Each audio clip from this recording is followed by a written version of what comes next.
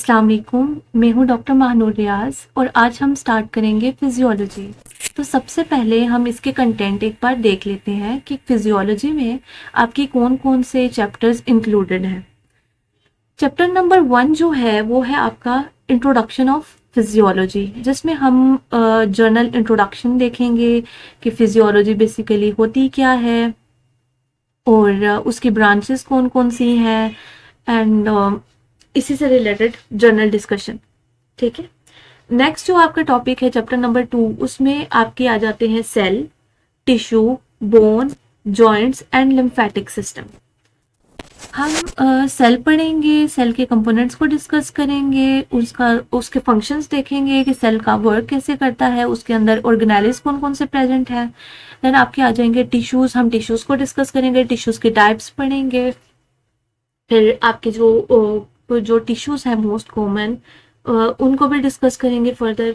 फिर आपका फर्दर जो आगे आपका जो कनेक्टिव टिश्यू है उसकी टाइप होती है बोन, उसको हम डिस्कस करेंगे। फिर बोन के साथ लिंक्ड होता है जॉइंट, तो जॉइंट की डिस्कशन हो जाएगी। देन आपका लिम्फेटिक सिस्टम आएगा। लिम्फेटिक सिस्टम में हम बेसिकली लिम्फेटिक सिस्टम में जो पार्ट्स इंक्लूडेड हैं और जो उसका मेन प्राइम फंक्शन है उसको देखेंगे। देन जो है आपका जो चैप्टर नंबर 3 आता है, चैप्टर नंबर 3 में हमने ब्लड को पढ़ना है।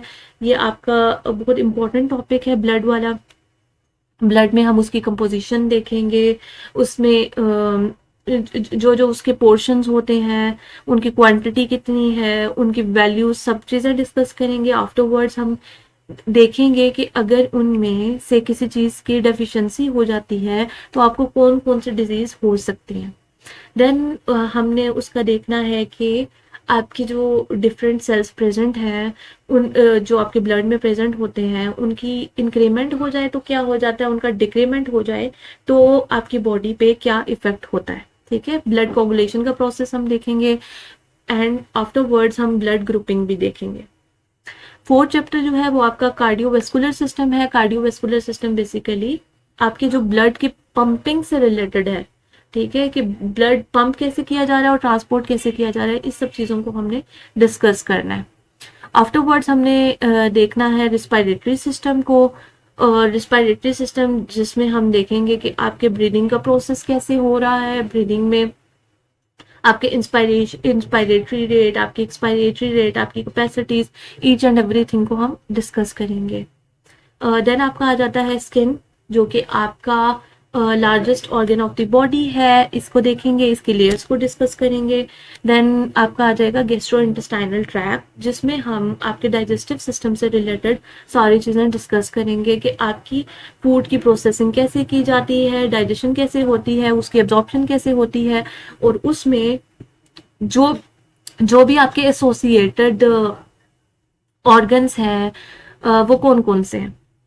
देन आपका आ जाता है नर्व एंड मसल्स का। नर्व एंड मसल्स का हम बेसिक स्ट्रक्चर देखेंगे, फिर उनके फंक्शंस पढ़ेंगे, फिर उनके टाइप्स भी देखेंगे। आफ्टरवर्ड्स हमारे पास आ जाएगा नर्वस सिस्टम। नर्वस सिस्टम में हम उसकी बेसिक टाइप्स को देखेंगे। टाइप्स देखने के बाद हम उन्हें फर्दर 1 बाय 1 डिस्कस करेंगे। इसमें हम आपका सेंट्रल नर्वस सिस्टम को भी देखेंगे और थोड़ा सा हम पेरिफेरल नर्वस सिस्टम को भी डिस्कस करेंगे। देन आपके आ जाएंगे स्पेशल सेंसेस। स्पेशल सेंसेस में आपके जो बेसिक 5 सेंसेस आते हैं, जिनमें आपका सेंस ऑफ स्मेल आता है, सेंस ऑफ टेस्ट आता है, सेंस ऑफ हियरिंग आता है। उसमें जो मेन प्राइम ऑर्गन इन्वॉल्व है हम उसे स्टडी करेंगे इन डिटेल। देन आपका आ जाता है एंडोक्राइनोलॉजी।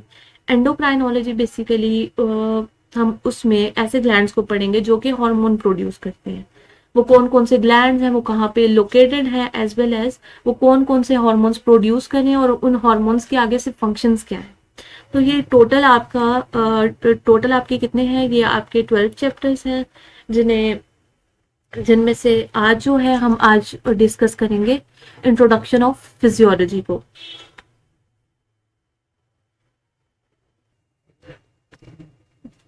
तो हम स्टार्ट करते हैं इंट्रोडक्शन टू फिजियोलॉजी। सबसे पहले हम देख लेते हैं कि फिजियोलॉजी और एनाटमी होता क्या है। एनाटमी जो है बेसिकली जब हम किसी चीज के स्ट्रक्चर को पढ़ते हैं, उसके पार्ट्स को पढ़ते हैं, उसकी फॉर्म को पढ़ते हैं, उसकी एग्जिस्टेंस को पढ़ते हैं, तो वो सब चीजों को हम बोलते हैं एनाटॉमी। उसमें हमने जस्ट उसके स्ट्रक्चर को देखना होता है, उसके पार्ट्स को देखना होता है, हमने उसके डिस्क्रिप्शन को नहीं देखना होता कि वो वर्किंग कैसे करती है।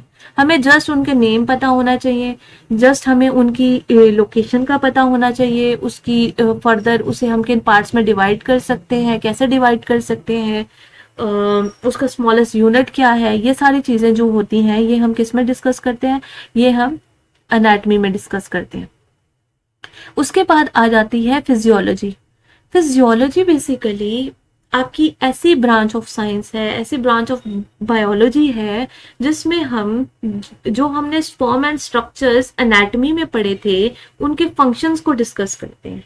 तो फिजियोलॉजी बेसिकली क्या है? फिजियोलॉजी बेसिकली ऐसी ब्रांच ऑफ बायोलॉजी है जिसमें हम फंक्शंस ऑफ बॉडी को डिस्कस करते हैं। ठीक है, तो सिंपल वर्डिंग में जो भी स्ट्रक्चर्स हैं बॉडी के वो हम एनाटॉमी में पढ़ेंगे, और उन स्ट्रक्चर्स के जो फंक्शंस हैं वो हम किस में पढ़ेंगे? उन फंक्शंस को हम डिस्कस करेंगे फिजियोलॉजी में। जैसे कि अगर हम एग्जाम्पल लें तो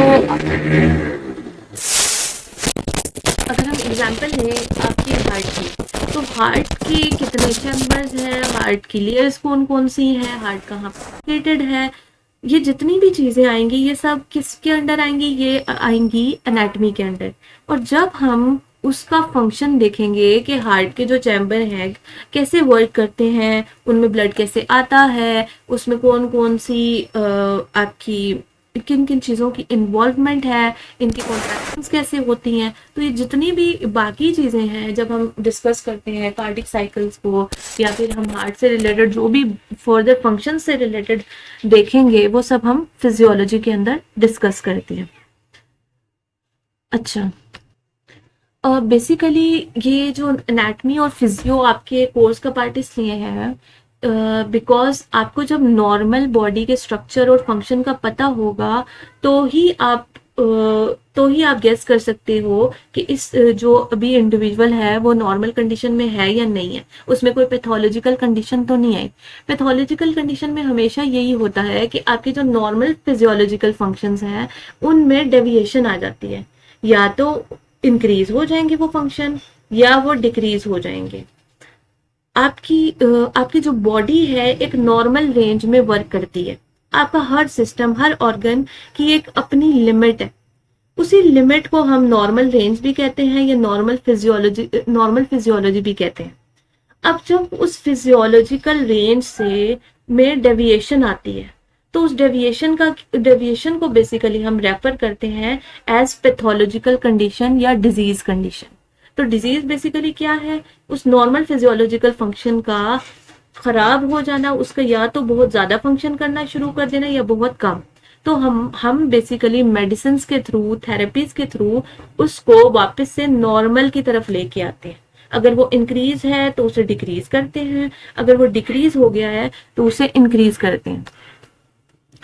अच्छा, जो फिजियोलॉजी का बेसिक वर्ड है वो आपका ग्रीक वर्ड से निकला है, ग्रीक वर्ड जिसमें आपका फाइसिस है जिसका मतलब होता है नेचर, और बेसिकली लॉगस का मतलब होता है स्टडी और साइंस। तो फिजियोलॉजी बेसिकली क्या होगी? नेचुरल साइंस जो हो गई उसको हम बोलते हैं फिजियोलॉजी।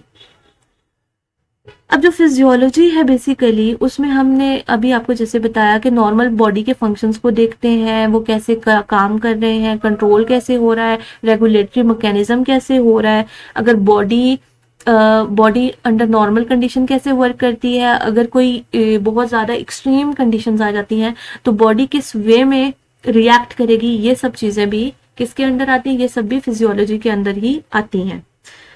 अब अगर हम देखें तो इसके डिफरेंट टाइप्स को देखें तो उसमें से अगर तो हम ऑर्गेनिज्म बेस्ड स्टडी कर रहे हैं, ठीक है, और ऑर्गेनिज्म की बेस्ड पे अगर हम फिजियोलॉजी को देखें तो उसमें हम कह सकते हैं जैसे ह्यूमन फिजियोलॉजी आ जाती है, प्लांट फिजियोलॉजी आ जाती है, एनिमल फिजियोलॉजी आती है।